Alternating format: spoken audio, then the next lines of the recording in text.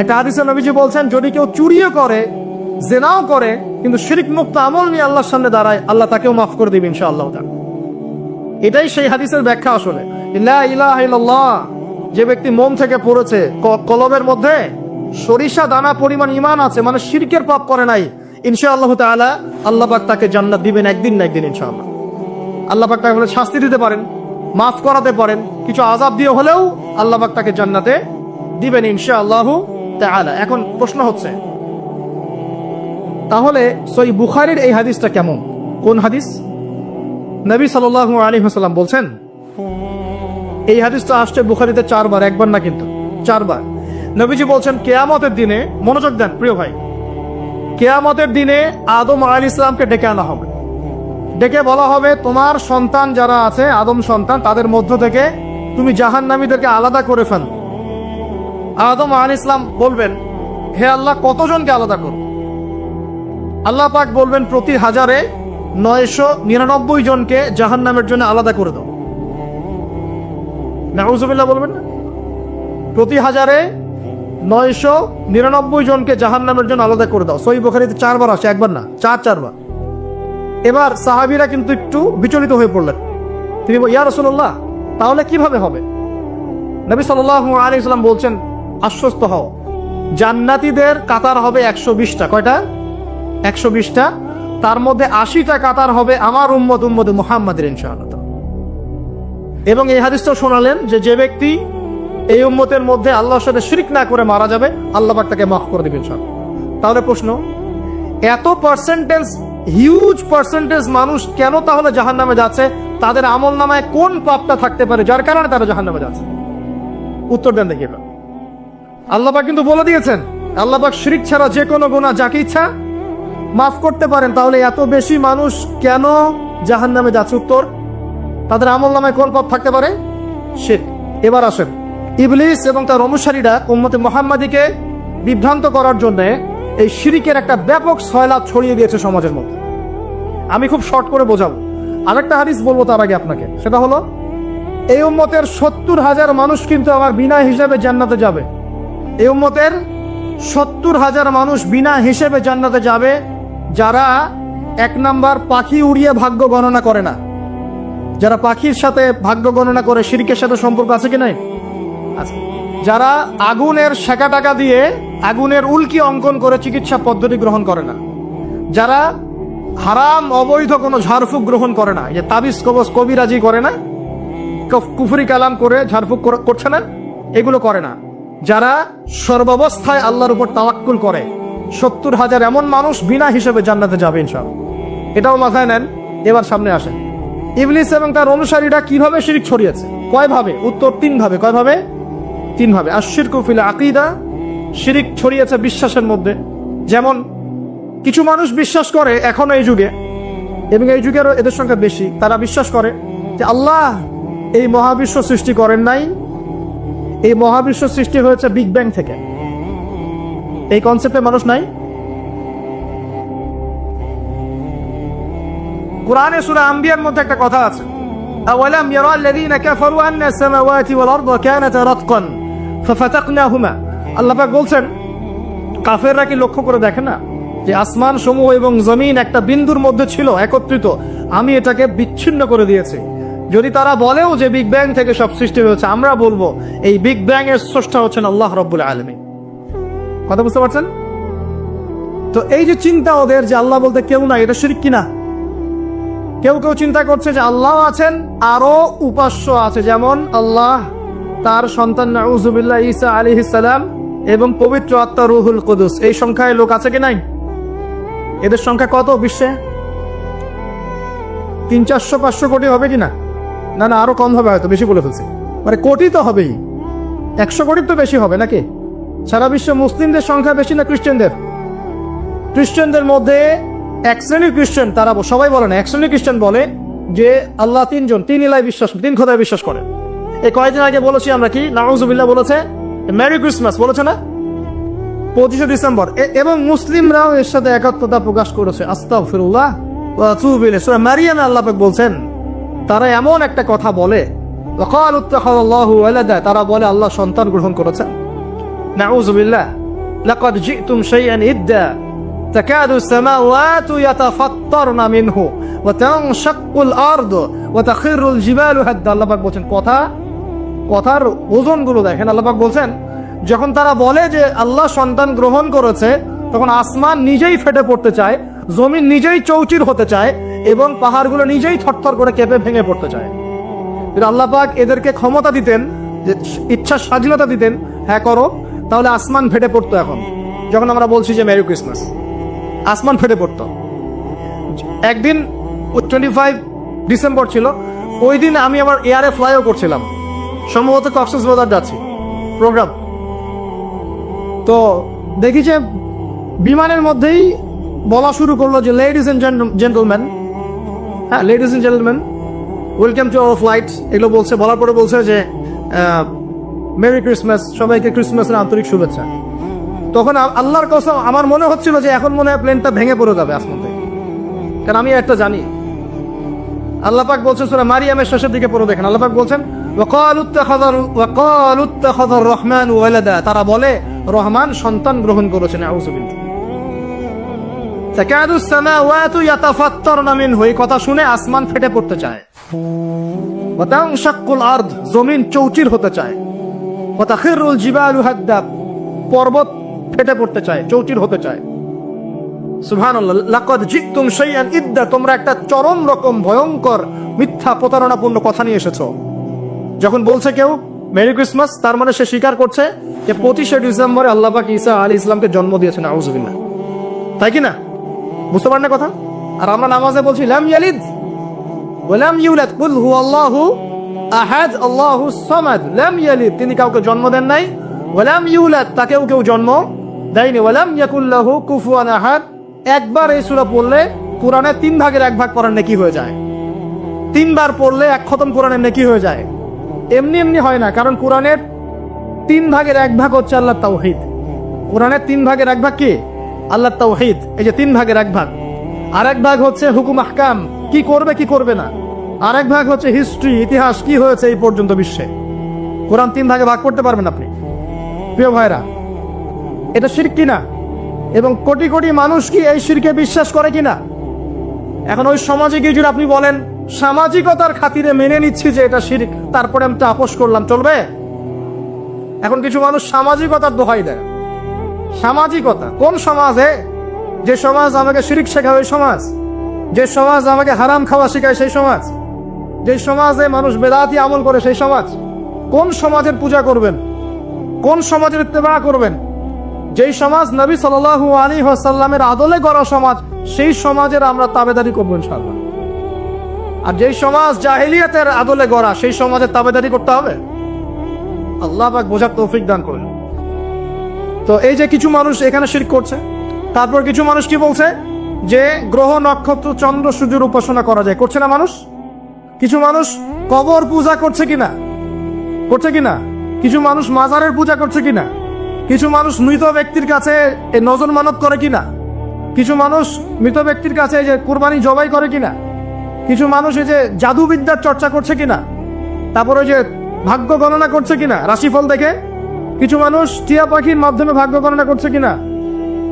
প্রত্যেকটা রন্ধ্রে রন্ধ্রে শিরক। প্রথম শিরক হচ্ছে আকীদার, বিশ্বাসের। আল্লাহ ছাড়া কেউ সন্তান দিতে পারে, বিশ্বাস করলে শিরক। আল্লাহ ছাড়া কেউ আমাকে পরকালে বাঁচাবে, বিশ্বাস করলে শিরক। আল্লাহ ছাড়া কেউ আমাকে ভালো করতে পারে, বিশ্বাস করলে শিরক। খারাপ করতে পারে, বিশ্বাস করলে শিরক। আল্লাহ ছাড়া কেউ উপকার অপকার করতে পারে, বিশ্বাস করলে শিরক। আল্লাহ থেকে সব হয়, এই কনসেপ্টের বাইরে গেলেই শিরক হয়ে যাবে। সবকিছু কার থেকে হয়? তো এই যে লা ইলাহা ইল্লাল্লাহ একটা আকীদার বিষয়ে, প্রথমে আকীদার মধ্যে শিরক ঢুকেছে, আর একটা শিরক ঢুকেছে আমলের মধ্যে। আশ-শিরকু ফিল আমাল, আমলগুলোর মধ্যে। কিরকম? এই যে আল্লাহ বাদ দিয়ে অন্য কাউকে সিজদা করা, আল্লাহ বাদ দিয়ে অন্য কারোর জন্য নজর মানত করা, আল্লাহ বাদ দিয়ে অন্য কারোর জন্য যে আপনি কুরবানি করছেন, হ্যাঁ আল্লাহ ছাড়া অন্য কারোর কাছে দোয়া করছেন, সবই শিরক। এই যে আপনি হাতের মধ্যে একটা বালা পরে আছে, বালাটা খুলতে বললে খোলেন না। কেন খোলেন না? আপনার ধারণা এটা খুলে ফেললে আপনার ক্ষতি হবে, রোগ আর ভালো হবে না। এই যে আকীদা, শিরকি আকীদা, শিরকি আকীদা, টাটকা শিরকি আকীদা। যদি মনে করেন যে এটা খুললে, এই যে আংটি একটা পরেছেন, মনে করেন এই নিয়াতে পরে থাকেন যে এই আংটি পরার পরে আমার রোগ ভালো হবে, টাটকা শিরক এটা। এমনি যদি পড়েন সৌন্দর্য বর্ধনের জন্য পড়েছি, কোনো সমস্যা নাই, ইন্নামাল আমালু বিন্নিয়াত। কিন্তু যদি এই নিয়াতে পড়েন এই আংটিটা পড়লে আমার রোগটা ভালো হবে, খুললে আর রোগ ভালো হবে না, ব্যাস ঠিক হয়ে গেছে। তারপরে বিয়ে হচ্ছে না, তাবিজ করতেছে, তাবিজ করলে বিয়ে হবে, শিরক হয়ে গেল। আবার একজন একজনকে ভালোবাসে, অবৈধ ভালোবাসা, বৈধটা না অবৈধটা। এখন তার আবার বিয়ে ঠিক হয়েছে এক জায়গায়, এই বিয়ে সে ভাঙাবে, কবিরাজের কাছে গিয়ে বিয়ে ভাঙানি করতেছে, চালাচালি করতেছে, নকশা আঁকতেছে, করে না? স্বামী স্ত্রীর কথা শোনে না, স্ত্রী চলে গেছে কবিরাজের কাছে, গিয়ে বলছে আমার স্বামী আমার কথা শোনে না, তাবিজ করবো, তাবিজ দেন। স্বামী ঘুমায়, বালিশের নিচে দেখে তাবিজ। আছেন এরকম কুফরি কালা? সবই সে। কেউ জাদুবিদ্যার চর্চা করতেছে মানুষ এখন। এবং বিশ্বাস করেন, আমি একটা নিউজ দিই আপনাদেরকে, এখন বিশ্বের একটা অংশের মানুষ সত্যি সত্যি ব্ল্যাক ম্যাজিক বা কালো জাদু করে। ব্ল্যাক ম্যাজিক বা কালো জাদুর চর্চা হচ্ছে, আবার নতুন করে বিশ্বে কালো জাদুর চর্চা হচ্ছে। এবং এর সাথে কিন্তু জিউসরা সম্পৃক্ত আছে। কারা সম্পৃক্ত? ওই যে যারা প্যালেস্টাইন কেড়ে নিয়েছে ওরাও সম্পৃক্ত আছে। তো খেয়াল রাখতে হবে এগুলো থেকে বাঁচার জন্য কি করব? বাঁচার জন্য প্রতিদিন 5 ওয়াক্ত নামাজ, পবিত্র অবস্থায় থাকার চেষ্টা করা, সকাল সন্ধ্যার মাসনুন দোয়া কালামগুলো পড়বেন হিসনুল মুসলিম বই থেকে। আর এই যে আপনার কোরআন তেলাওয়াত, ডেইলি একটু করে কোরআন তেলাওয়াত করলে ইনশাআল্লাহ এই ধরনের চোখ লাগা, বদনজর, জাদুটোনা সবকিছু পরাজিত হয়ে যাবে ইনশাআল্লাহ তাআলা। বহু মানুষ জিনের উপাসনা শুরু করেছে। হ্যাঁ, জিন তাবে করছে, জিনকে দিয়ে কাজ করাচ্ছে। এগুলো তো সায়েন্স বিশ্বাস করে না, করে? জিন জাতির অস্তিত্ব আছে কি নাই? ওমা খলাকতুল জিন্না ওয়াল ইনসা, আল্লাহ পাক বলছেন ওমা খলাকতুল জিন্না ওয়াল ইনসা, আমি জিন আর মানুষকে সৃষ্টি করেছি কি জন্য? ইল্লা লিয়াবুদুন, আমার ইবাদত করার জন্য। আমাদের সবার সাথে একটা করে শয়তান জিন আছে, আছে না নাই? আছে। বাথরুমে যান না, বাথরুমে যাওয়ার সময় কি দোয়া পড়েন? আল্লাহুম্মা ইন্নী আউযু বিকা মিনাল খুবসি ওয়াল খুবসি আর খাবাইস, মানে কি? খুবসি আর খাবাইস মানে কি? দুষ্ট, নোংরা জিন, শয়তান। তো সুলাইমান আলাইহিস সালামের যুগ থেকে জাদুবিদ্যার চর্চা চলে আসছে। এবং আমাদের নবী মুহাম্মদ সাল্লাল্লাহু আলাইহি ওয়াসাল্লাম কেউ কিন্তু জাদু করা হয়েছিল, জানেন না? আমাদের নবী সাল্লাল্লাহু আলাইহি ওয়াসাল্লামের মাথার চুল মোবারককে নিয়ে জাদু করেছিল এক ইহুদি মহিলা, ঠিক আছে? এই জাদুর অস্তিত্ব ছিল একটা কূপের নিচে। আলী রাদিয়াল্লাহু আনহু গিয়ে সেটাকে খুঁজে বের করেন, রাসূল সাল্লাল্লাহু আলাইহি ওয়াসাল্লামের সামনে ওটা ধ্বংস করে দেওয়া হয়। এরপরে এই সময় নাজিল হয় কুল আউযু বিরাব্বিল ফালাক মিন শাররি মা খালাক ওয়া মিন শাররি গাসিকিন ইযা ওয়াকাব ওয়া মিন শাররিন নাফাসাতি ফিল উকাদ। এটা হচ্ছে জাদুর আয়াত। ওয়া মিন শাররিন নাফাসাতি ফিল উকাদ ওয়া মিন শাররি হাসিদিন ইযা হাসাদ। এবার নাজিল হয় কুল আউযু বিরাব্বিন নাস মালিকিন নাস ইলাহিন নাস মিন শাররিল ওয়াসওয়াসিল খান্নাস আল্লাযী ইউওয়াসওয়িসু ফি সুদুরিন নাস মিনাল জিন্নাতি ওয়ান নাস। এই সূরা দুটো নাজিল হয় এই ঘটনার প্রেক্ষিতেই। আমরা তো শানে রাসূল অনেকে জানি না। তো এইগুলো এখন শিরকি আকীদা আমাদের সমাজে চলছে। আবার একটা কি, কথার মধ্যে শিরক চলছে। কথা আমরা বলছি আমরাই সমস্ত ক্ষমতার অধিকারী, বলছে কি না? এরকম কথা শোনা যায় না? আর তাবারাকাল্লাযী বিয়াদিহিল মুলক মানে কি? বরকতময় সেই সত্তা যার হাতে সমস্ত ক্ষমতা, রাজত্ব। তাবারাকাল্লাযী বিয়াদিহিল মুলক, তিনি বরকতময় সত্তা যার হাতে সমস্ত ক্ষমতা। আমরা বলি লা হাওলা ওয়ালা কুওয়াতা ইল্লা বিল্লাহ, কোনো শক্তি সামর্থ্য নাই কে ছাড়া? আল্লাহ ছাড়া। আর আমরা এদিকে বলছি সমস্ত ক্ষমতা আমাদের হাতে। এটা কি শিরক হচ্ছে না? শিরক হচ্ছে। আমরা বলি অনেক সময় বলে ফেলি ভাই কেমন আছেন? হ্যাঁ ভাই আপনার দোয়ায় ভালো আছে। আপনি কি আমার দোয়ায় ভালো আছেন? আপনাকে বলতে হবে যে আলহামদুলিল্লাহ, আল্লাহর ইচ্ছায়, অতঃপর আপনার দোয়ায় ভালো আছে। কথা খুব সাবধানে। আলহামদুলিল্লাহ, আল্লাহর ইচ্ছায়, এবং অতঃপর আপনার দোয়ায় ভালো আছে। অতঃপর বলতে হবে, অতঃপর, এবং না, অতঃপর। বলছে মা কেমন আছে? ভালো আছে, ডাক্তার ভালো ছিল, না হলে মাকে বাঁচানো যেত না, ব্যাস শিরক হয়ে গেল। বলছে নৌকাটা ডুবে যাচ্ছিল, মাঝি ভালো ছিল, না হলে নৌকা ডুবে যাইত। ড্রাইভারটা ভালো ছিল, না হলে রাস্তায় নির্ঘাত অ্যাক্সিডেন্ট হতো। এইটা কথা আমরা চলতে ফিরতে শিরক করতেছি। এই যে মেয়ে ছেলেরা বল তোমাকে ছাড়া বাঁচবো না, বাঁচিয়েন না, বেঁচে থাকে কি হবে আপনার? যদি একটা মেয়ের জন্য জীবন দিয়ে দেন, তাহলে আল্লাহর জমিনে আপনি আল্লাহর জন্য কি করবেন? তো এই কথায় 3টা ক্ষেত্র বললাম, কথায়, কাজে এবং চিন্তায়। এই 3টা ক্ষেত্রে মুসলিম সমাজের মধ্যে এখন শিরক বিরাজ করছে। এটা আমাদের উম্মতের সবচেয়ে বড় সমস্যা এখন। আল্লাহ পাক আমাদের সবাইকে শিরক মুক্ত আমল করার তৌফিক এনায়েত করুন। সকলে বলি আমি। তাহলে কি করতে হবে? আমি কয়েকটা বই পড়ার পরামর্শ দিচ্ছি। কিতাবুত তাওহীদ একটা বই আছে, শিরক সম্পর্কে অনেক বিস্তারিত আলোচনা করা আছে, এটা পড়তে পারেন। তারপরে কোরআন সুন্নাহর আলোকে ইসলামী আকীদা একটা বই আছে, এটা পড়তে পারেন। আকীদা তাহাভিয়াটা পড়তে পারেন। আর শিরক সম্পর্কে আরো অনেক বইপত্র বাজারে বের হয়েছে, শিরক কি ও কেন ইত্যাদি টাইপের। এগুলো পড়লে আপনি শিরকের ধারণা পাবেন ইনশাআল্লাহ তাআলা।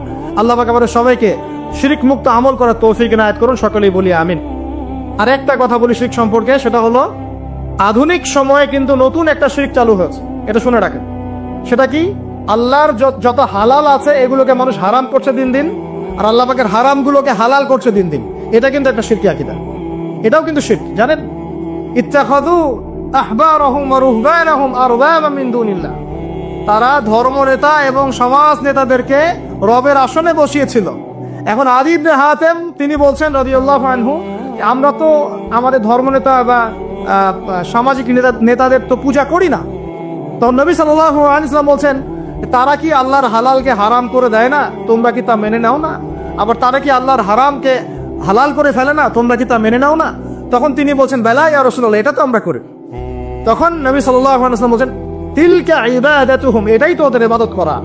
কেউ যদি আল্লাহর হালালকে হারাম করে আর আমরা তা মেনে নেই, আমরা ওদের ইবাদত করছি। কেউ যদি আল্লাহর হারামকে হালাল করে নেয়, হালালকে হারাম করে নেয়, আমরা তার কথা মেনে নেই, তাহলে আমরা তার ইবাদত করছি। আল্লাহ পাক আমাদেরকে এই ধরনের শিরক থেকে বাঁচার তৌফিক দান করলেন। আর একটা সমস্যা বলে শেষ করছি, উম্মার মানে দুর্দশার অন্যতম একটা কারণ, সেটা হলো বেদাত। এটুক বলে একটু বসেন, 10 মিনিট সময় নেব, এটা একটা ইম্পর্টেন্ট টপিক, এটা একটু বুঝতে হবে, খুব ইম্পর্টেন্ট। এই কারণে উম্মার মধ্যে অনেক ফাসাদ সৃষ্টি হয়েছে, ফিতনা সৃষ্টি হয়েছে, এবং মানুষ নবীর সুন্নত থেকে মুখ ফিরিয়ে এখন সব বেদাতি আমল করা শুরু করেছে। আর এই বেদাতগুলোকে মানুষ সামাজিকতা বলে চালিয়ে। নবী সাল্লাল্লাহু আলাইহি ওয়াসাল্লামের সুন্নাহ মানে আল্লাহ পাক কোরআন নাজিল করেছেন, তার রাসূলের হাদিস আছে আমাদের সামনে। কোরআন এবং হাদিস, নবী যেভাবে আমল করেছে আমরা সেভাবে আমল করি, এর নাম সুন্নাহ। সাহাবায়ে কেরাম রাদিয়াল্লাহু আনহুম যেভাবে করেছেন আমরা সেটা করি, এর নাম সুন্নাহ। মানে নবী সাল্লাল্লাহু আলাইহি ওয়াসাল্লাম বলছেন, মাই ইয়াইশ মিনকুম বা'দি, তোমাদের মধ্যে আমার পরে যারা বেঁচে থাকবে, ফাসায়ারা ইখতিলাফান কাসীরা, তোমাদের মধ্যে যারা বেঁচে থাকবে আমার পর, তারা দেখবে অনেক ইখতিলাফ চলছে সমাজের মধ্যে। তো আলাইকুম বিসুন্নতি ওয়া সুন্নতি খুলাফায়ে রাশিদিন মাহদিন মিন বা'দি, তখন তোমাদের কাজ হবে আমার সুন্নতকে আঁকড়ে ধরে থাকা এবং আমার হেদায়েত প্রাপ্ত খুলাফায়ে রাশিদা সাহাবায়ে কেরাম তাদের সুন্নতকে আঁকড়ে ধরে থাকা। এই সুন্নতের বাইরে যে কোনো কাজ, যে কোনো আকীদা, যে কোনো মতবাদ, এগুলো সবই বেদাত বলে গণ্য হবে। আল্লাহ পাক আমাদেরকে বোঝার তৌফিক দান করুন। যেমন তাওহীদে থাকতে হবে, শিরক করা যাবে না, ঠিক তেমনি সুন্নতে থাকতে হবে, বেদাত করা যাবে না। সুন্নত কেমন? নবী সাল্লাল্লাহু আলাইহি ওয়াসাল্লাম ঘুমিয়েছেন যেভাবে, সেইভাবে ঘুমাবো সুন্নত। নবীজি ঘুমিয়েছেন, ঘুমানোর আগে ওযু করেছেন, ডান দিকে কাত হয়েছেন, আল্লাহুম্মা বিইসমিকা আমুতু ওয়া আহইয়া বলেছেন, সূরা মুলক তেলাওয়াত করেছেন, পারলে আপনি করবেন। আয়াতুল কুরসি পড়েছেন, সূরা বাকারার শেষের 3টা আয়াত পড়েছেন, 33 বার সুবহানাল্লাহ, 33 বার আলহামদুলিল্লাহ, 34 বার আল্লাহু আকবার পড়েছেন, ঘুমিয়ে গেছেন। এখন যদি নবীর সুন্নাহ মতো ঘুমাই, এই ঘুমটাও নেকির কাজ হবে ইনশাআল্লাহ। এখন যদি ঘুমানোর নতুন কোনো তরিকা আমি বের করি, তাহলে নবীর সুন্নতের বাইরে বেদাত হয়ে যাবে। বেদাত শব্দের অর্থ হচ্ছে নতুন আবিষ্কার। একটু মনোযোগ দেন প্লিজ, একটু বসেন, এইটুক শেষ করে দিচ্ছি। বেদাত শব্দের অর্থ হচ্ছে নতুন আবিষ্কার। সুন্নাহ মানে যেমন আদর্শ, রীতি, আল্লাহ পাকেরও সুন্নত আছে, নবী সাল্লাল্লাহু আলাইহি ওয়াসাল্লামেরও সুন্নত আছে, আমরা তার সুন্নত মেনে জীবন করবো ইনশাআল্লাহ। আল্লাহ পাক তৌফিক দান করুন। ঠিক তাওহীদের বিপরীত যেমন শিরক থাকে, সুন্নতের বিপরীত থাকে কি? বেদাত, মানে নতুন আবিষ্কার। এটাকে দুই ভাগে ভাগ করা যায়, খেয়াল করি একটু আমার দিকে। কয় ভাগে ভাগ করা যায়? দুই ভাগ। একটা হচ্ছে দুনিয়াবি ক্ষেত্রে নতুন আবিষ্কার, একটা দিনের ক্ষেত্রে নতুন আবিষ্কার। দুনিয়াবি ক্ষেত্রে মানে কি? এই যে মোবাইল ফোন আপনার হাতে আছে, এই মোবাইল ফোন কি রাসূলের যুগে ছিল? সাহাবীদের যুগে ছিল? এই যে লাইটিং করেছি, নবীর যুগে এরকম লাইট ছিল? মাইকে কথা বলছি, নবীর যুগে মাইক ছিল? এরোপ্লেন, আমরা এয়ারক্রাফটে সফর করছি, নবীর যুগে এয়ারক্রাফট ছিল? খেয়াল করে দেখেন, আমরা যখন বাহনে উঠছি, আমরা বাহনে উঠে দোয়া পড়ছি, আল্লাহু আকবার, আল্লাহু আকবার, আল্লাহু আকবার, সুবহানাল্লাযী সাখখারা লানা হাযা ওয়া মা কুন্না লাহু মুকরিনিন ওয়া ইন্না ইলা রাব্বিনা লামুনকালিবুন। এই দোয়া বদলে গেছে না যায় নাই? দোয়াটা কি বদলেছে? এই দোয়াটা নবী সাল্লাল্লাহু আলাইহি ওয়াসাল্লাম গাধার পিঠে উঠে পড়েছেন, ঘোড়ার পিঠে উঠে পড়েছেন, ওই সময়কার সমসাময়িক বাহনের পিঠে উঠে পড়েছেন। আমরা এ যুগের সমসাময়িক বাহনের পিঠে উঠে একই দোয়া পড়ছি। দোয়া কি চেঞ্জ হয়েছে না বাহন চেঞ্জ হয়েছে? এই যে বাহন যে পরিবর্তন হয়েছে, এটা টেকনোলজি না, প্রযুক্তি টেকনোলজি। এটা হচ্ছে দুনিয়ার ক্ষেত্রে বেদাত, যেটা সম্পূর্ণ জায়েজ। কথা বুঝতে পারছেন? এটা সম্পূর্ণ জায়েজ যতক্ষণ পর্যন্ত না স্পষ্ট কোনো দলিল পাওয়া যাচ্ছে এটার এগেনস্টে, যেটা হারাম। স্পষ্ট দলিল না পাওয়া যাওয়া পর্যন্ত এটাকে আপনি বৈধ রাখতে পারেন। এটা এক নাম্বার। আরেকটা বেদাত হলো দিনের ক্ষেত্রে বেদাত। দিনের ক্ষেত্রে কেমন? নবী সাল্লাল্লাহু আলাইহি ওয়াসাল্লাম বলছেন, মান আহদাসা ফি আমরিনা হাযা, সহিহ মুসলিম হাদিস নাম্বার 1718। নবীজি বলছেন, মান আহদাসা ফি আমরিনা হাযা মা লাইসা মিনহু ফাহুয়া রাদ। কোন ব্যক্তি যদি এই দিন ইসলামের মধ্যে এমন কোন আমল চালু করে যে আমলের সমর্থনে আমাদের পক্ষ থেকে কোনো প্রমাণ নাই, সেটাই রদ বা প্রত্যাখ্যাত, সেটা বাতিল। নবী সাল্লাল্লাহু আলাইহি ওয়াসাল্লাম অন্য হাদিসে বলছেন, মান আহদাসা ফি আমরিনা হাযা মা লাইসা মিনহু ফাহুয়া রাদ, মান আমিলা আমালান লাইসা আলাইহি আমরুনা ফাহুয়া রাদ। দিনের ক্ষেত্রে যদি আমরা এমন কোন আমল করি নেকির আশায়, সওয়াবের আশায়, যেটা রাসূল করেন নাই, সাহাবীরা করেন নাই এবং তাবে তাবেঈন ইমামগণ সবার থেকে প্রমাণিত না, এই কাজটা যদি সওয়াবের আশায় করতে যাই যার পক্ষে কোনো দলিল পাওয়া যায় না, সেটাকেই বাতিল প্রত্যাখ্যাত বেদাত বলা হয়। কথা বুঝতে পারছেন কিনা? উদাহরণ দিলে এবার ক্লিয়ার হবে। কয়েকটা ভাবে হতে পারে। যেমন এক নাম্বার ধরন কেমন? মনে করেন যে আপনি হালুয়া রুটি সেমাই খাবেন। খুব ভালো কথা। হালুয়া রুটি সেমাই খাওয়া কি জায়েজ না জায়েজ? এই খাবারটা হালাল না হারাম? হালাল। আপনি আজ এখনো খেতে পারেন, আপনি সকালেও খেতে পারেন, আপনি দুপুরেও খেতে পারেন, যখন ইচ্ছা তখন খেতে পারেন। কিন্তু যদি আপনি কোনো দিবসকে কেন্দ্র করে এরকম একটা সংস্কৃতি চালু করেন যে আজকে 15ই শাবান আমরা সবাই এখন হালুয়া রুটি খাবো, এই যে একটা দিনকে কেন্দ্র করে আপনি একটা নতুন কাজ শুরু করলেন, এই কাজটাকে আমরা বেদাত বলে ফেলছি। মনে করেন আপনি দরুদ পড়বেন, খুব ভালো কথা, দরুদ ভালো জিনিস, দরুদ পড়লে নেকি হয়। কিন্তু দরুদ পড়লে নেকি হয়, রাসূলের জীবনী চর্চা করলে নেকি হয়, তাকে সালাম দিলে নেকি হয়, সব ঠিক আছে।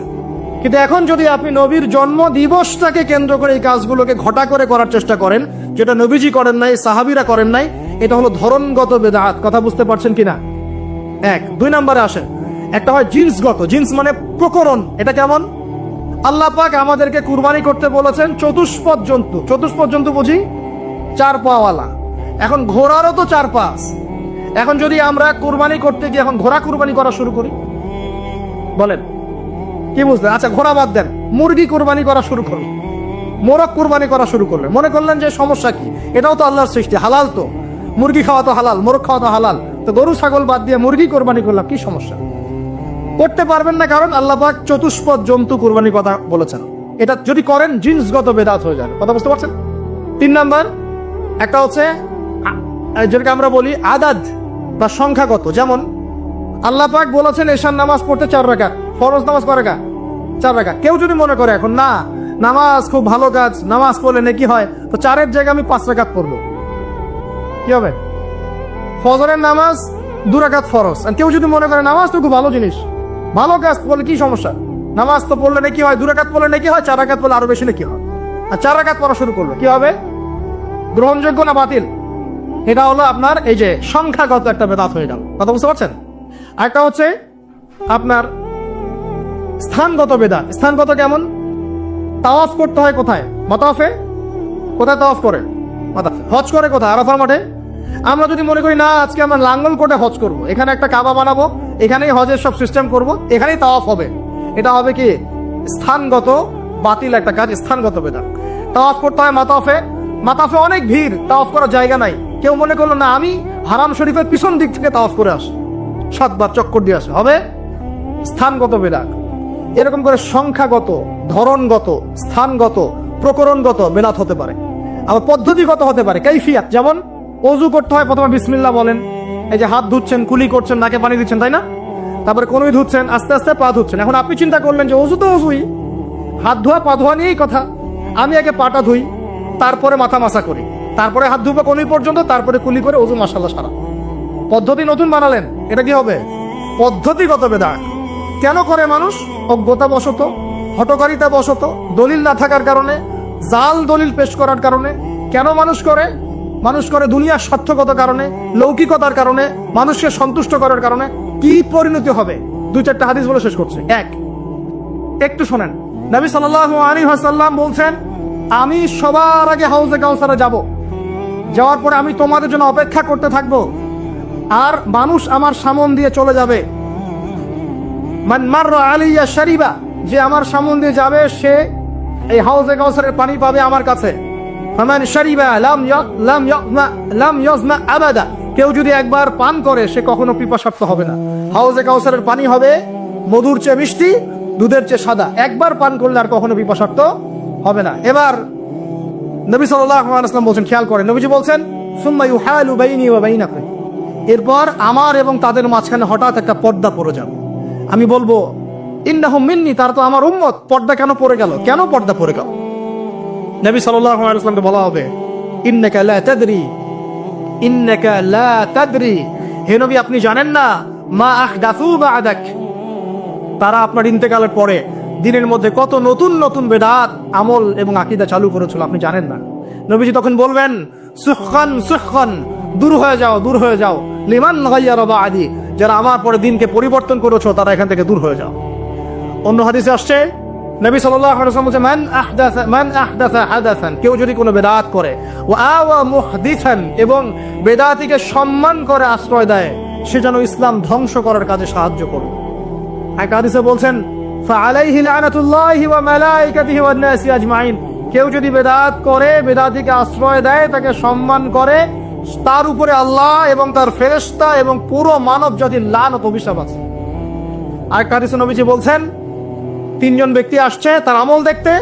আমল দেখে একজন বলছে, নবীজির আমল তো কম মনে হচ্ছে, নবীজির আমল দেখলে আমাদের চলবে না। قد غفر له ما تقدم من ذنبه وما تأخر, নবীজির আগের পরে সব গুনাহ মাফ, তার আমল দেখলে আমাদের চলবে না। ফাইন্নাহুম তাকাল্লুহা, আমলকে তার অল্প মনে করলো। একজন বলছে, আম্মা আনা, আমি ফাউসাল্লি লাইলান আবাদা, আমি সারা রাত নামাজ পড়বো, আমি ঘুমাবো না। আরেকজন বলছে, আনা আসুমুদ দাহরা ওয়ালা আফতির, আমি বছরের প্রত্যেকদিন রোজা রাখবো, কোনোদিন রোজা ভাঙবো না। আরেকজন বলছে, আনা আতাজিলুন নিসা, আমি মহিলাদেরকে ত্যাগ করলাম, ওয়ালা আতাজাওয়াজু আবাদান, আমি কোনোদিন বিবাহ শাদী করব না। এবার নবী সাল্লাল্লাহু আলাইহি ওয়াসাল্লাম এসে বলছেন, আনতুম কুলতুম কাযা ওয়া কাযা, তোমরা কি এরকম এরকম কথা বলছিলে? তখন সাহাবীরা বলেন, হ্যাঁ ইয়া রাসূলুল্লাহ, আমরা এরকম কথা বলছিলাম। নবীজি বলেন, শুনে রাখো, ওয়াল্লাহি, আমি আল্লাহর কসম করে বলছি, ওয়া ইন্নী লা আখশাকুম লিল্লাহি ওয়া আতকাকুম বিহ, আমি তোমাদের চাইতে বেশি আল্লাহকে ভয় করি এবং আমি তোমাদের মধ্যে বেশি মুত্তাকি মানুষ। তোমাদের মধ্যে সবচেয়ে মুত্তাকি আমি, এবং আমি সবচেয়ে বেশি আল্লাহকে ভয় করি।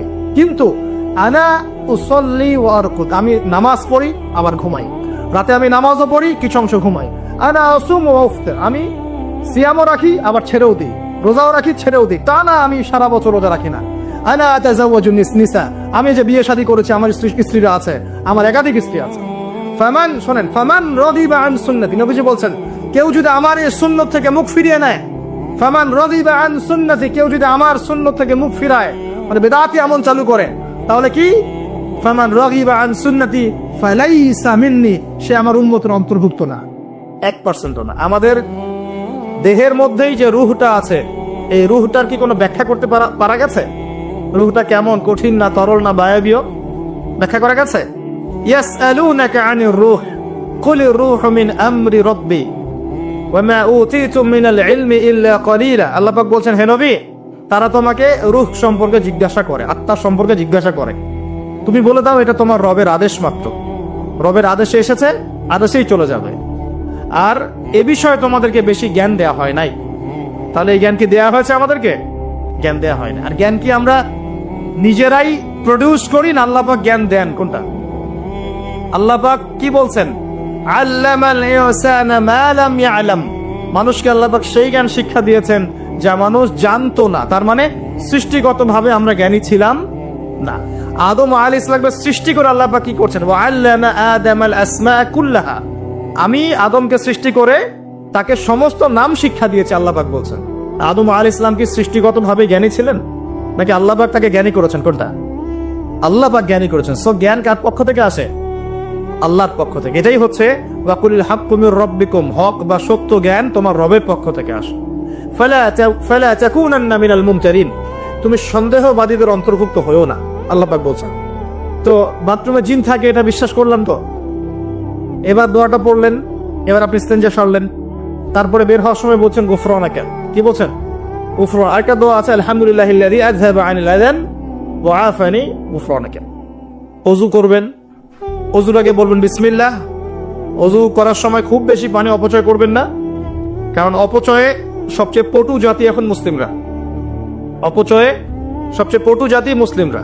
রাষ্ট্রীয় সম্পদ অপচয় করে, গ্যাস অপচয় করে, তেল অপচয় করে, পানি অপচয় করে, সময় অপচয় করে, সবই অপচয় করে।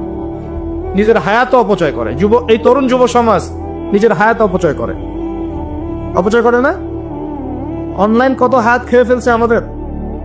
আর ওখানে গেলে আপনি কতটুকু ভালো পাবেন? ভালো যতটুকু পাবেন তার চেয়ে বেশি খারাপ পাবেন। ভালো যতটুকু পাবেন তার চেয়ে বেশি খারাপ পাবেন। হয়তো বলতে পারেন, ভাই আপনাদের লেকচার শুনছি অনলাইনে। শুনছেন, ঠিক আছে, কিন্তু লেকচার শোনার মাঝখানে অ্যাড চলে আসে না?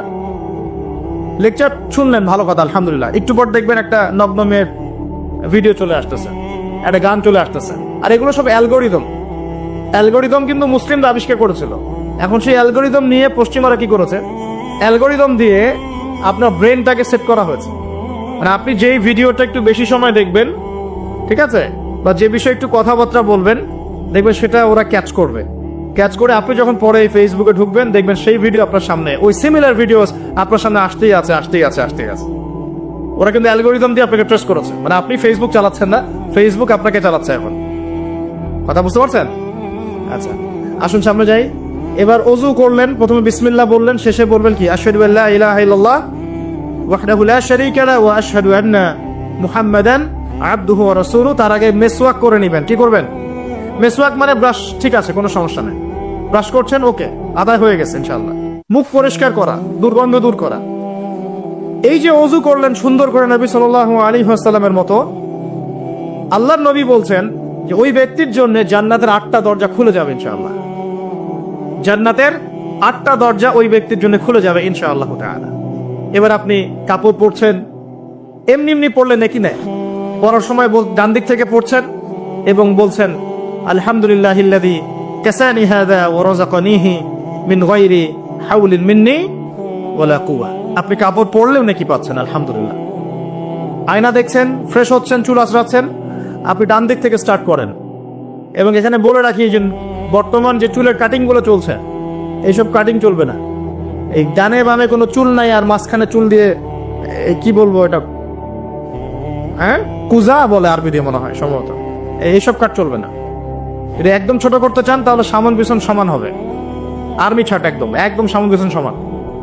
আর না হলে বাবরি, কাঁধ, কান, কানের লতি এই পর্যন্ত আপনি রাখতে পারেন।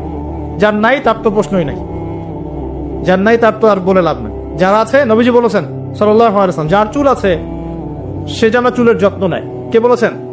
তাই ইসলাম আপনাকে চুল আঁচড়ানো শিখিয়েছে। আপনি ইসলামে কি চাচ্ছেন?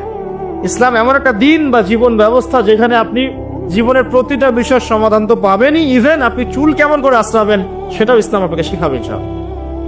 হায়েজ হয়েছে, নেফাস হয়েছে, হ্যাঁ, ওযু ইস্তেঞ্জা করেছেন, টয়লেট করেছেন, কিভাবে পবিত্রতা অর্জন করবেন, গোসল ফরজ হয়ে গেছে, কিভাবে গোসল করবেন, কিভাবে নামাজ পড়বেন, কিভাবে পরিবার চালাবেন, কেমন করে ব্যবসা করবেন, কেমন করে সমাজ চালাবেন, কোন বিষয়টা বলা বাকি আছে কোরআন এবং হাদিসে? বলেন তো, একটা বিষয় দেখাতে পারবেন যেটা কোরআন এবং সুন্নায় নাই?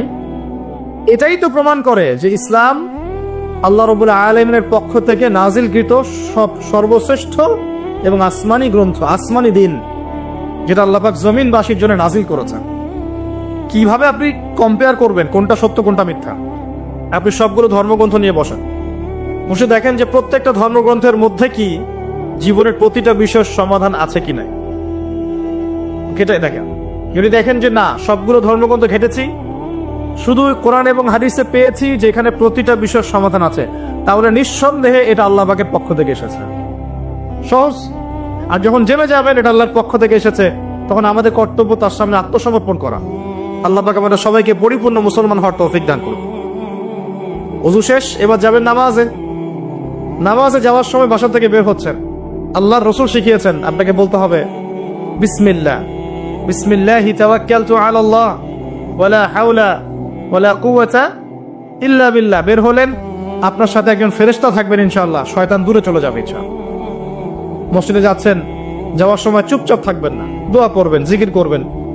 একটা দোয়া আছে, এটাও পড়তে পারেন, আল্লাহ নবী পড়তেন। তিনি বলতেন, আল্লাহুম্মা ইজআল ফি কলবি নূরা, হে আল্লাহ আমার কলবে নূর দাও, ওয়া ফি লিসানি নূরা, আমার লিসান বা জিহ্বায় জবানে তুমি নূর দাও, ওয়া ফি সামঈ নূরা, আমার শ্রবণ ইন্দ্রিয়তে নূর দাও, আলো দাও। ঠিক আছে? ওয়া ফি বাসরি নূরা, আমার দৃষ্টি শক্তির মধ্যে নূর বা আলো দাও। ওয়া আন ইয়ামিনি নূরান, আমার ডান দিকে আলো দাও। ওয়া আন শিমালি নূরান, আমার বাম দিকে আলো দাও। আল্লাহুম্মা ইজআল ফি নাফসি নূরা, আল্লাহ আমার নফসের মধ্যেই তুমি নূর বা আলো দাও। এরকম দোয়া আছে, আরো অনেক শব্দ আসছে, এটা ছোটটা বললাম, এটা বড় ভার্সনও আছে। এই দোয়াটা অনেক বড়, তো এই দোয়াটাও পড়তে পারেন।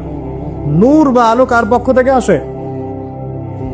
দুনিয়াতে যদি আমরা এই জাহেলি পরিবেশে অন্ধকারাচ্ছন্ন সমাজে আমরা যদি আলো চাই, আল্লাহর নূর ছাড়া কোনো গতি নাই। আল্লাহ পাক নূর দিলে আপনি আলো পাবেন। আল্লাহ পাক খিদর আলাইহিস সালামকে নূর দিয়েছিলেন না? নৌকা কেন ফুটা করছেন মানুষ বুঝতে পারছে না, খিদর আলাইহিস সালাম বুঝতে পারছেন ফুটা না করলে সমস্যা আছে, জলদস্যু নিয়ে যাবে। মনে আছে গল্পটা? কোন সূরায়? কোন সূরা? সূরা কাহফ। বাচ্চাকে কেন হত্যা করলেন মানুষ বুঝতে পারছে না, মুসা আলাইহিস সালামও বুঝতে পারছেন না। খিদর আলাইহিস সালাম বলছেন এই বাচ্চাকে হত্যা না করলে বড় হয়ে বড় কাফের হতো, আর পুরো বাবা মাকেও পর্যন্ত কাফের বানাতো। দেয়ালটা কেন নির্মাণ করলেন মুসা আলাইহিস সালাম বুঝতে পারছেন না। খিদর আলাইহিস সালাম বলছেন এই দেয়াল নির্মাণ না করলে এর নিচে এতিম দুই বাচ্চা রেখে যাওয়া বাবা মার সম্পত্তি ছিল, মানুষরা নিয়ে চলে যেত, এই কারণে করেছে। তো যা সবাই বুঝবে না, যা সবাই দেখবে না, যা সবাই উপলব্ধি করতে পারবে না, আপনি যদি সেটা দেখতে চান, শুনতে চান, উপলব্ধি করতে চান, তাহলে আল্লাহর নূর লাগবে। কি লাগবে? আল্লাহ পাকের নূর এমনি এমনি আসবে না। আগে ফরজিয়াতের উপর আমল করতে হবে, নফল আমল বাড়াতে হবে, সুন্নতের উপর পাবন থাকতে হবে, মনের মধ্যে রোগ দূর করতে হবে। মনে অহংকার রাখলে নূর আসবে না, মনে হিংসা বিদ্বেষ রাখলে নূর আসবে না, সারাদিন গীবত তহমত সমালোচনা গালিগালাজ করে নূর আসবে না, হারাম খেলে নূর আসবে না। এক কথায় তাসকিয়া বা আত্মশুদ্ধি অর্জন না করতে পারলে নূর আসবে না। আর আল্লাহর নূরওয়ালা মানুষদের কাছে গেলে ইনশাল্লাহ নূর আসবে। এরকম মানুষ তো খুঁজে পাওয়া এখন মুশকিল না? আমরা মোটামুটি সবাই দিন দিন কেমন জানি বস্তুবাদী হয়ে যাচ্ছে। বস্তুবাদী মানে দুনিয়ার ফিকিরটা বেশি, দুনিয়া ঠিক রেখে তারপর পরকাল করতে চাই, তাই না ভাই? আল্লাহ পাক আমাদেরকে বোঝার তৌফিক দেখ যে এই দুনিয়ার জীবনটা সংক্ষিপ্ত এবং চিরস্থায়ী নয়। আমাদের প্রতিটা কাজ পরকালীন স্বার্থে করা উচিত। আল্লাহ পাক বোঝার তৌফিক দান করুন। নামাজ পড়তে যাবেন, এবার নামাজের মধ্যে চেষ্টা করবেন আজান এবং একামত এর মাঝখানে বেশি বেশি দোয়া করার জন্য। নবীজি বলেছেন আজান একামতের মাঝখানে দোয়াগুলো আল্লাহ পাক ফেরত দেন না। আজান একামতের মাঝখানে যে কোনো দোয়া করবেন ইনশাআল্লাহ আল্লাহ পাক কবুল করবেন, যদি আপনার রিজিকটা হালাল হয়। আল্লাহ পাক তৌফিক দান করুন, আমিন। তারপরে নামাজে দাঁড়ালেন, একামত হয়ে গেছে, এখন কি নামাজ কি আমরা 4 মিনিটে 4 রাকাত নামাজ শেষ করে দিব? আমরা কি 3G 4G 5G নামাজ পড়বো, নাকি নবী সাল্লাল্লাহু আলাইহি ওয়াসাল্লামের মতো ধীর স্থির ভাবে নামাজ পড়বো? কোনটা? আর নামাজের যে কিছু মাসআলা আছে, এই মাসআলা ইখতিলাফি মাসআলাগুলো কি নিয়ে কি আমরা পড়ে থাকবো, নাকি নামাজের ভিতরে যে প্রাণ, আধ্যাত্মিকত্ব, ইহসান, মারিফত এগুলোর ফিকির করবো? কোনটা বলেন? হাত কোথায় বাঁধবো, পায়ে পা লাগাবো কি লাগাবো না, আমিন জোরে বলবো না আস্তে বলবো, আর কি রফুল ইয়াদান করবো কিনা, ব্যাস এই তো আমাদের মাসালা, নাকি? এইগুলো নিয়েই তো আমরা মোটামুটি মসজিদ তো ভাগ করে দিছি মাশাআল্লাহ অনেক, নাকি? এবং সেগুলোকে আমরা মনে করি যে আমরা জিহাদ করে দিছি সমাজের মধ্যে। হ্যাঁ, উম্মার ঐক্য নষ্ট হয়ে গেছে। উম্মার ঐক্য কি হয়েছে? নষ্ট হয়ে গেছে। এভাবে আস্তে আস্তে উম্মার ঐক্য নষ্ট করা হয়েছে। আর উম্মার ঐক্য যে নষ্ট হোক এটা কারা চাইবে? ইসলামের বন্ধুরা না শত্রুরা? আমরা সবাই মিলে যদি এই পুরো বাঙালি জাতি এবং আমার উম্মা যারা আছে মুসলিম, আমরা সবাই ঐক্যবদ্ধ থাকি, আমাদেরকে কি হারানো খুব সহজ, নাকি বিভক্ত হয়ে গেলে সহজ? বিভক্ত হয়ে যায় এটা কারা চাইবে? নিঃসন্দেহে ইসলামের দুশ্মনরাই চাইবে। তো আমরা বিভক্ত হয়ে যাচ্ছি কারণে অকারণে। দেখুন নামাজের মূল জিনিসটা কি? আল্লাহকে পাওয়া। নামাজে দাঁড়িয়েছি, নামাজে কতটুকু মনোযোগ থাকে কি পড়ি বুঝি কিনা, সূরা ফাতিহার অর্থ বুঝি কিনা, সেজদায় আল্লাহকে পাই কিনা, আমি দোয়া করলে আমার চোখ দিয়ে পানি ঝরে কিনা, তেলাওয়াত বুঝি কিনা, রুকু ধীরস্থির ভাবে করি কিনা, সেজদা ধীরস্থির ভাবে করি কিনা, নামাজে কি আমি চুরি করি, এগুলো খেয়াল রাখতে হবে। স্থিরতা থাকবে। অনেকে দেখি নামাজে রুকু করেন, রুকু থেকে মাথা না তুলেই তাবাস করে সেজদায় চলে যান, করেন কিনা? এটা নামাজ চুরি করা। এই নামাজ আল্লাহর কাছে কবুল হয় না। একটা হাদিসে আসছে, বহু নামাজি আছে যাদের নামাজ শেষ হওয়ার পরে নামাজটাকে নিয়ে তাদের মুখের উপর নিক্ষেপ করে দেওয়া হয়। বলেন নাউজুবিল্লাহ। আমরা কি এমন নামাজি হতে চাই? নবী সাল্লাল্লাহু আলাইহি ওয়াসাল্লাম নামাজে দাঁড়াতেন, দুনিয়া ভুলে যেতেন, দুনিয়ার ফিকির থাকতো না, কোনো পা ফুলে যেত, তিনি টেরই পাচ্ছেন না। একটা হাদিসে আসছে, নবী সাল্লাল্লাহু আলাইহি ওয়াসাল্লাম এক রাকাতের মধ্যে প্রায় 4.5 পারা কোরআন তেলাওয়াত করেছেন। আমরা তো এতটুকু পারবো না, আমরা জানি, কিন্তু অন্তত পক্ষে 10টা আয়াত যদি পড়ি, একটা সূরাও যদি পড়ি, এটাকে ধীর স্থির ভাবে পড়া যাবে কিনা? যাবে না? একটু অর্থটা বুঝে পড়া যায় না? আমরা যখন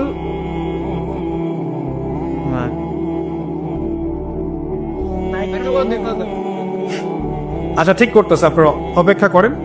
আমরা যখন সূরা ফাতিহা পড়ি, আল্লাহ পাকের সাথে আমরা কিন্তু কথোপকথন করি। আপনি কি জানেন?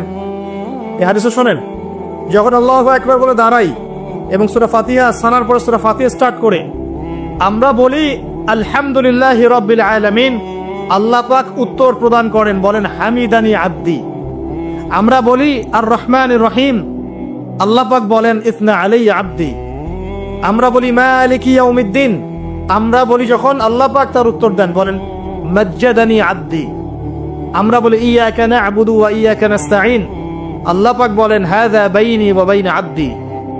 আমরা দোয়া করি, বলি ইহদিনাস সিরাতাল মুস্তাকিম সিরাতাল্লাযীনা আন'আমতা আলাইহিম গায়রিল মাগদুবি আলাইহিম ওয়ালাদ-দাল্লিন। এরপর আল্লাহ পাক বলেন ওয়ালি আব্দি মা সাআলা, আমার বান্দা যে পথ চেয়েছে আমি তাকে তা দিলাম আনহামু। এই যে নামাজে আল্লাহর সাথে আমরা মোনাজাত করি, মোনাজাত মানে আল্লাহর সাথে চুপে চুপে কথা বলা। মোনাজাত মানে কি? শুধু এটাকেই মোনাজাত বলে না, মোনাজাত মানে আল্লাহর সাথে চুপে চুপে কথা বলা। আমরা আল্লাহর সাথে ফিস ফিস করে ভাবে নামাজে কথা বলি, কতজন ফিল করি? প্রিয় ভাইরা, নামাজ পড়বো ধীর স্থির ভাবে। ওয়ামা খালাকতুল জিন্না ওয়াল ইনসা ইল্লা লিয়াবুদুন, আল্লাহ পাক বলছেন আমি মানুষ আর জিন জাতিকে শুধুমাত্র আমার ইবাদত করার জন্যই সৃষ্টি করেছি। সো এত তাড়াহুড়ার কিছু নাই। নামাজ পড়তেই দুনিয়া আসছি, আল্লাহর হুকুম আহকাম পালন করতেই দুনিয়া আসছি। একটু হোক না, দোকানটা 5টা মিনিট পরেই না হয় খুললেন, ঠিক আছে, ক্ষেত খামারে 5টা মিনিট পরেই না হয় গেলেন, কি এমন হয়ে যাবে? ফরজ নামাজটা অন্তত পক্ষে ধীর স্থির ভাবে পড়েন। বাসায় গিয়ে আপনি সুন্নত পড়তে পারেন, কোনো সমস্যা নেই। নফল নামাজ আপনি ইচ্ছা মতো পড়েন, আল্লাহ পাক তৌফিক দান করুন। নামাজ শেষ হয়ে আমরা কি উঠে চলে আসব, নাকি একটু সুন্নত আছে? নামাজ শেষ করার পর আরো সুন্নত আছে। নামাজ শেষ করার পরে একবার বলতে হয় আল্লাহু আকবার, তারপর 3 বার বলতে হয় আস্তাগফিরুল্লাহ আস্তাগফিরুল্লাহ আস্তাগফিরুল্লাহ। একবার বলতে হয় আল্লাহুম্মা আনকাস সালাম ওয়া মিনকাস সালাম তাবারাকতা ইয়া যাল জালালি ওয়াল ইকরাম। আরো বলতে হয় আল্লাহুম্মা আইন্নি আলা যিকরিকা ওয়া শুকরিকা ওয়া হুসনি ইবাদাতিকা। এগুলো পড়তে হবে না?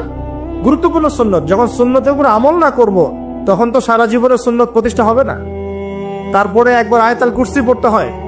নবীজি বলেছেন সাল্লাল্লাহু আলাইহি ওয়াসাল্লাম, যে ব্যক্তি প্রত্যেক ফরজ নামাজের পর আয়াতুল কুরসি তেলাওয়াত করে, মৃত্যু ছাড়া জান্নাতে যাওয়ার জন্য কোনো বাধা নাই তার। আলহামদুলিল্লাহ, মরে গেলে জান্নাতে চলে যাবে ইনশাআল্লাহ।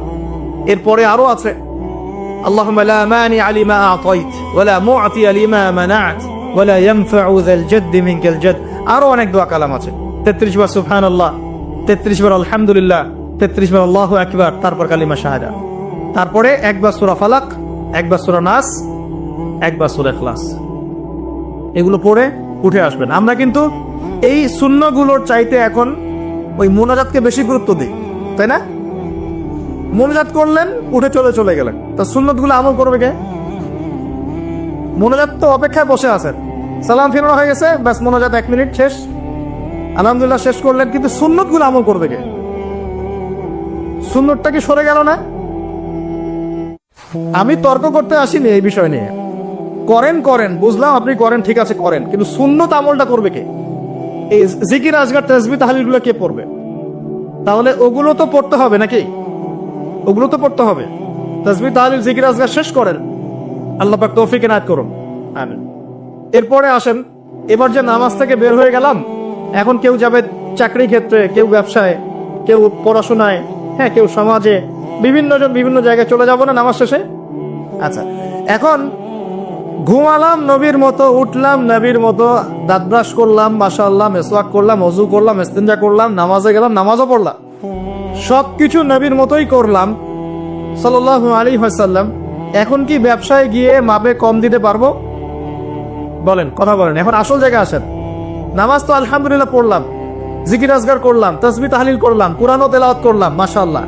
আল্লাহ পাককে বলে আসলাম, আল্লাহ তোমারই ইবাদত করি, তোমার কাছেই সাহায্য চাই, আর কারো কাছে চাই না।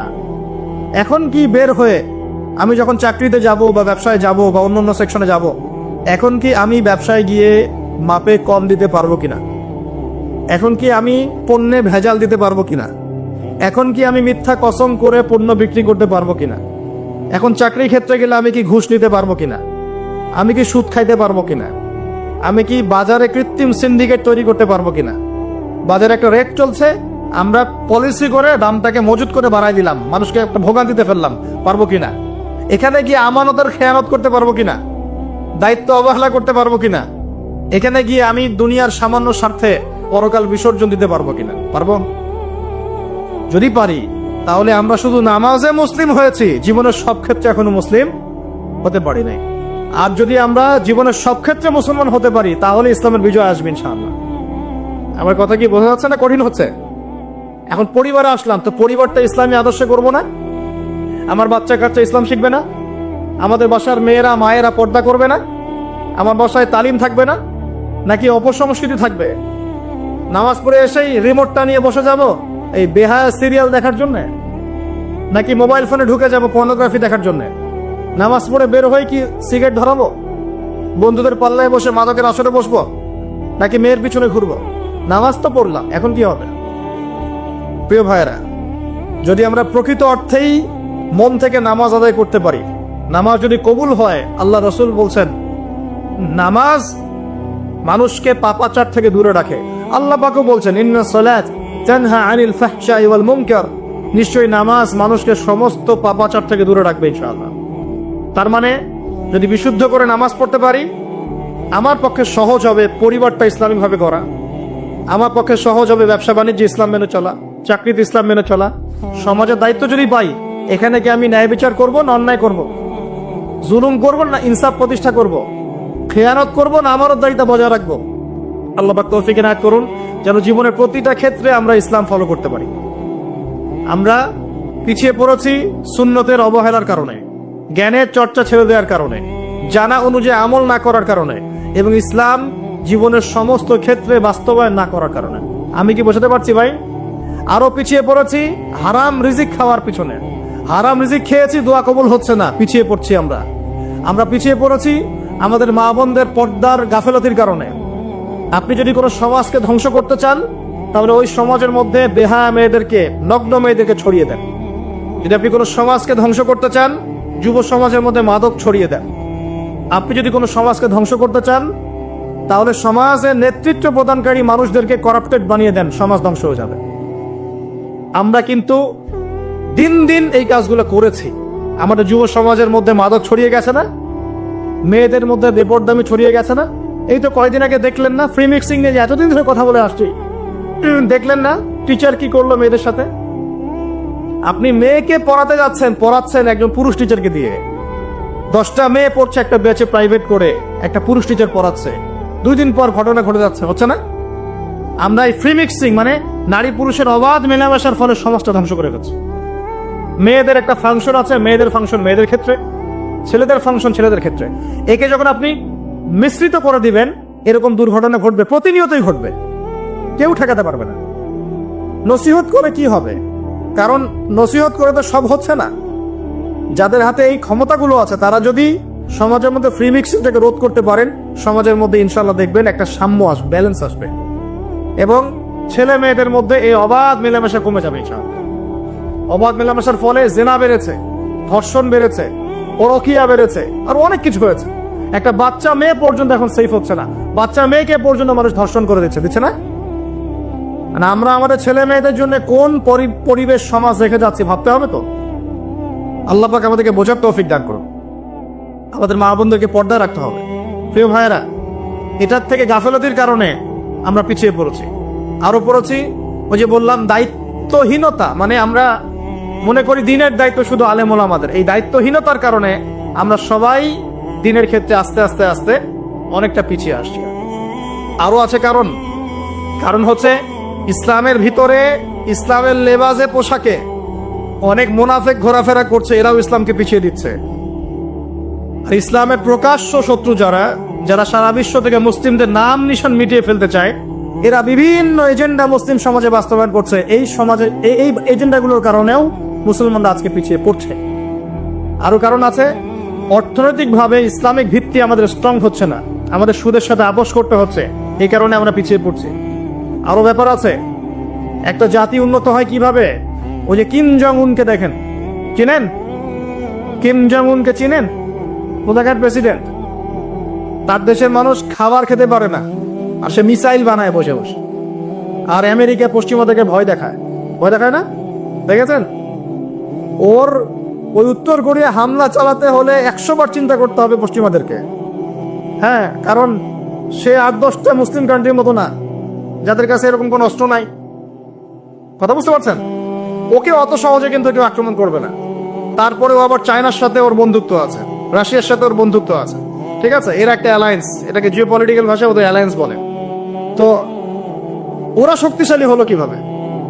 শুধুমাত্র ফাইন্যান্স দিয়ে না, এখানে পলিটিক্যাল ভিত্তি শক্ত, অস্ত্র শস্ত্র তাদের আছে। এখন বহির্বিশ্বের শত্রুরা ওদের দিকে চোখ তুলতে পারছে না, এত সহজ না। তো দেখেন আমাদের পিছিয়ে পড়ার এগুলোও কারণ আছে। মুসলিম কান্ট্রিগুলোর দিকে তাকায় দেখেন, কয়টা মুসলিম কান্ট্রি এইসব ক্ষেত্রে স্বয়ংসম্পূর্ণ? কয়টা কান্ট্রি দেখবে না? হ্যাঁ, বিশ্বকাপ আয়োজন করে বেড়াচ্ছে, বিশ্বকাপ ফুটবল আয়োজন করে বেড়াচ্ছে, পাশে ইয়েমেন সিরিয়ার মানুষ না খেয়ে মরে যায়, দেখার সুযোগ নাই।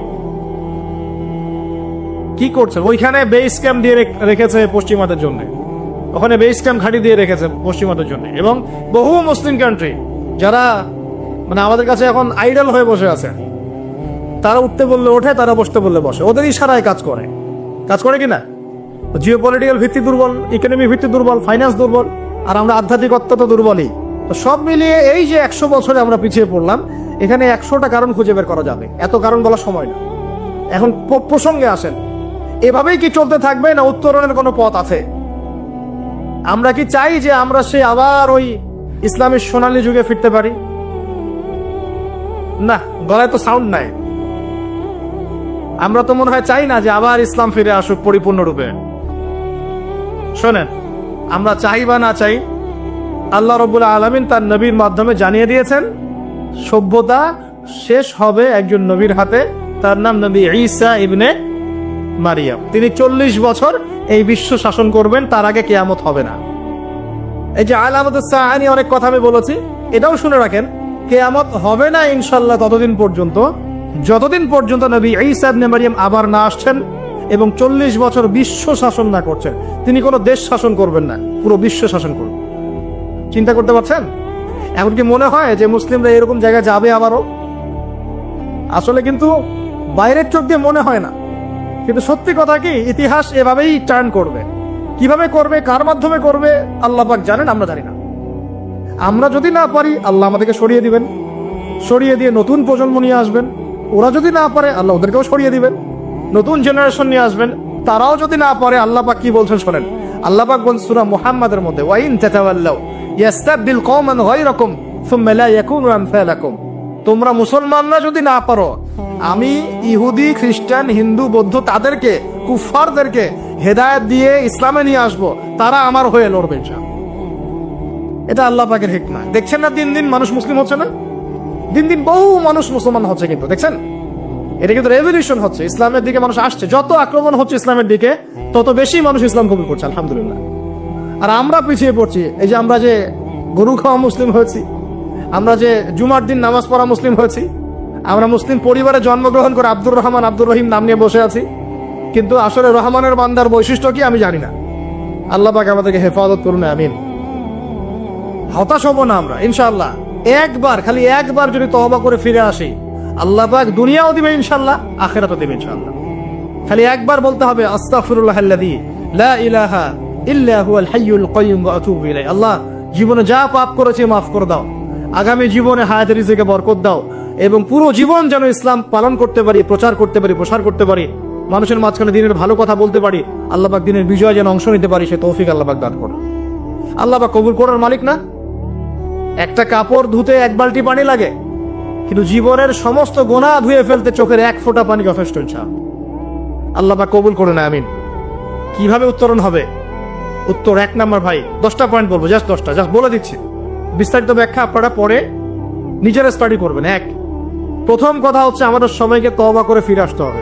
পারবো ইনশাআল্লাহ? আল্লাহ পাক বলেন, তুবু ইলাল্লাহি জামিআন আইয়ুহাল মুমিনুন, হে মুমিনগণ, তোমরা একসাথে ঐক্যবদ্ধভাবে আল্লাহর কাছে তওবা করো, আল্লাহ তোমাদেরকে সফল করবে ইনশাআল্লাহ তাআলা। আমরা তওবা করি, বলি আস্তাগফিরুল্লাহ আল্লাযী লা ইলাহা ইল্লা হুয়াল হাইয়ুল কাইয়্যুম ওয়া আতুবু ইলাইহি। আমরা আল্লাহর কাছে তওবা করছি, আমরা সারা জীবন যে পাপ করেছি আল্লাহ পাক যেন মাফ করে দেন, এবং আমাদের নেক হায়াতে যেন আল্লাহ পাক বরকত দান করেন, এবং আমাদেরকে পুরো জীবন যেন ইসলাম পালন করার তৌফিক দান করেন। মধ্যমপন্থী হবেন, চরমপন্থী হবেন না, ইসলামের নামে কোনো সন্ত্রাসী কর্মকাণ্ডে যাবেন না, আবার শৈথিলতাবাদী হবেন না, গোলালো মার্কা মানে সব তরকারিতে গা ভাসিয়ে দিবেন না। মধ্যমপন্থী থাকবেন, ইনশাআল্লাহ দেখবেন ইসলামের বিজয় হবে ইনশাআল্লাহ। আল্লাহ পাক তৌফিক এনায়েত করুন। 1 নাম্বার কাজ তওবা করে ফিরে আসা। 2 নাম্বার, আমাদের সবাইকে দিনের জ্ঞান চর্চা করতে হবে। রাজি আছি ইনশাআল্লাহ? আল্লাহ পাক তৌফিক এনায়েত করুন, আমিন।